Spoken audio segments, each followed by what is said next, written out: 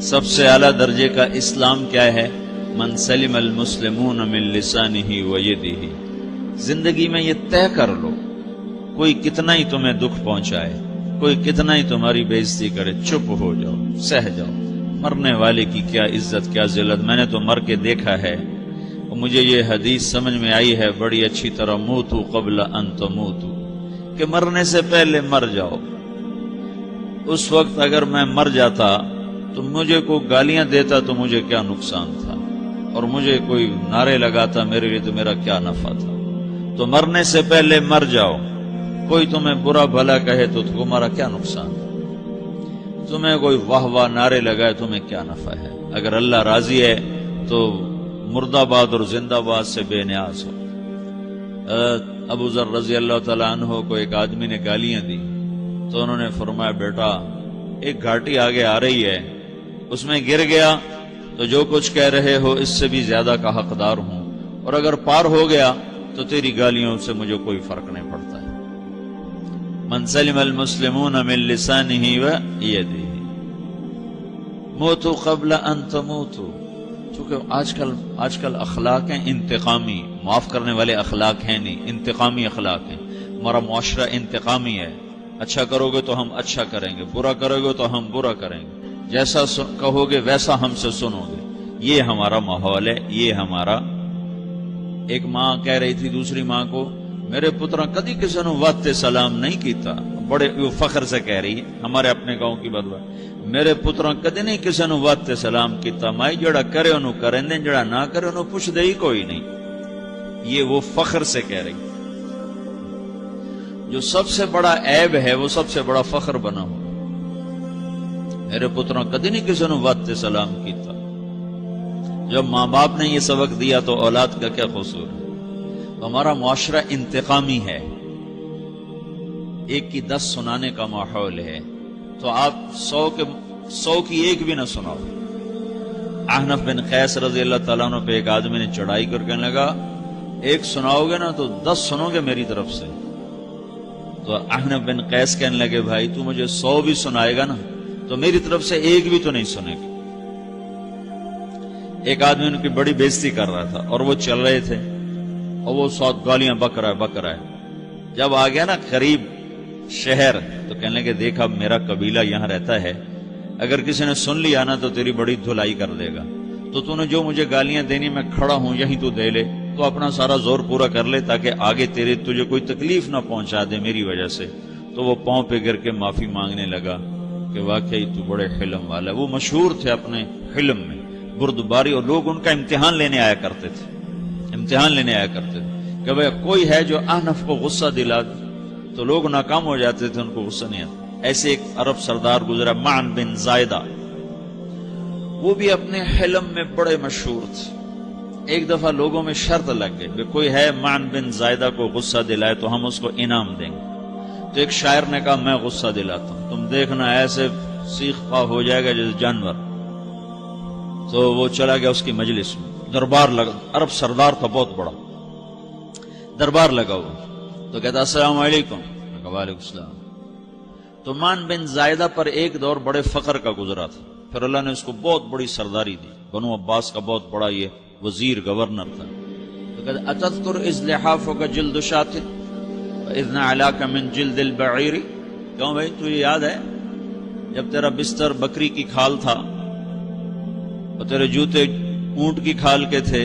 تو کہنے لگا کیوں نہیں یاد، بھلا کوئی ماضی بھی بھولتا ہے؟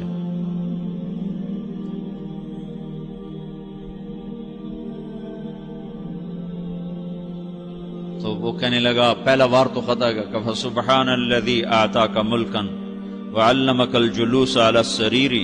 تو پھر ساری تعریفیں تو اللہ کی ہیں جس نے تیرے جیسے کو تخت پہ بٹھا دیا۔ کہاں بھئی ساری تعریفیں اللہ کی ہیں، میری تو کوئی اوقات نہیں۔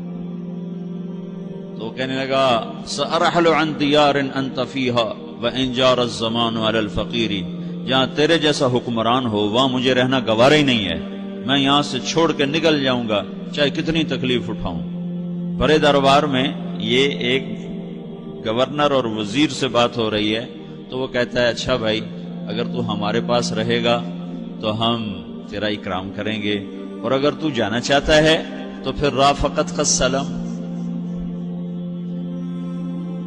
تو وہ یہ بار بھی خالی گیا تو کہنے لگا فجد لی ابن ناقصۃ بمال،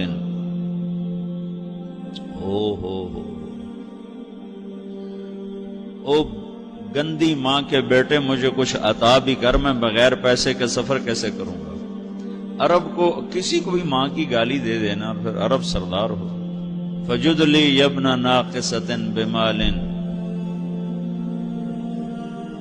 بری ماں کے بیٹے مجھے کچھ پیسے بھی دے، میں نے جانا ہے۔ میں کہا بھائی اس کو 3000 دے دیا جائے۔ اللہ، تو کہنے لگا قلیل ما آتیتنی و انی لأطمع منک فی الکثیر، یہ تو بہت تھوڑا تو نے دیا ہے، مجھے اور دے۔ کہا اچھا بھائی 3000 اور دے دو۔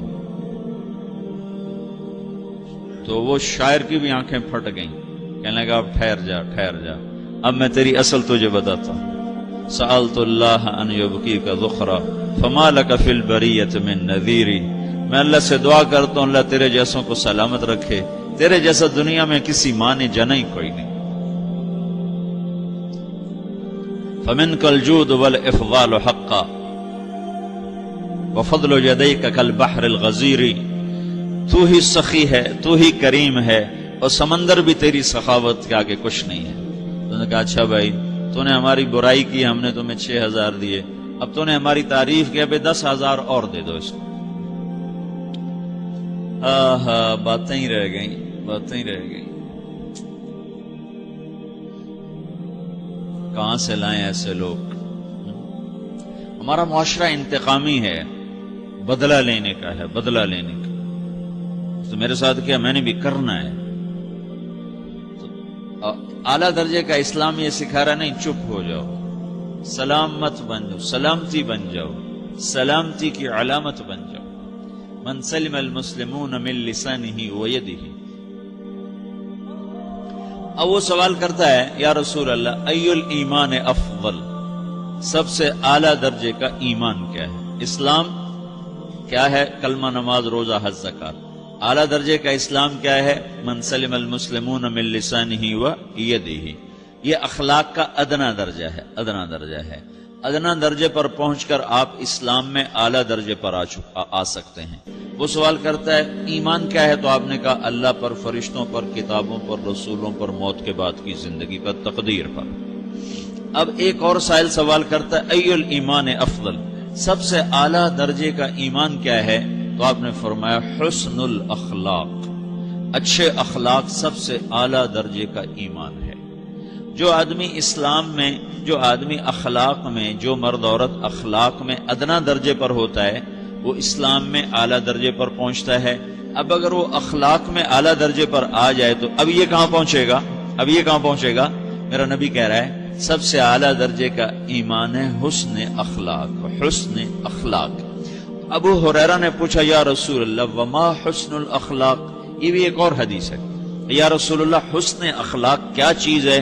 تو آپ نے 3 چیزیں فرمائی، تصل من قطعک وتعطی من حرمک وتعفو عمن ظلمک، جو تم سے توڑے نہ تم اس سے جوڑو، نہیں کرتا سلام نہ کریں، کوئی ہم چھوٹے باپ کے ہیں، ہم تو کبھی بھی نہ کریں، ہم تو کبھی بھی نہ منہ تھوکیں بھی نہیں ہم تو میرا نبی کہہ رہا ہے جو توڑے تم اس سے جوڑو،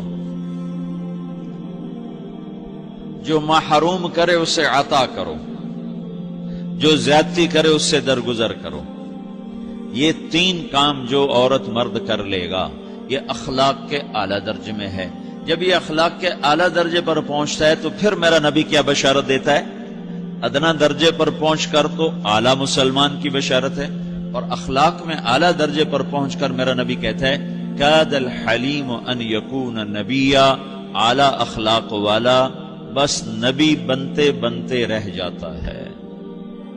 اعلیٰ اخلاق والا ایسے ہے جیسے کہ نبی، قریب ہے کہ وہ نبی بن جائے، یہ تو ہے نا ترجمہ، لیکن ہم ہمارے اردو میں کہتے ہیں وہ نبی بنتے بنتے بنتے رہ گیا۔ کیا مطلب؟ کہ اس میں اور نبی میں صرف نبوت کا فرق رہ جاتا، باقی وہ سب کچھ حاصل کر لیتا ہے۔ تو یہ سارے دین کا میں نے آپ کو خلاصہ بتایا ہے کہ میری آپ کی ضرورت ہے کہ میرا اسلام اعلیٰ درجے کا ہو، من سلم المسلمون من لسانہ و یدہ، میرا ایمان اعلیٰ درجے کا ہو،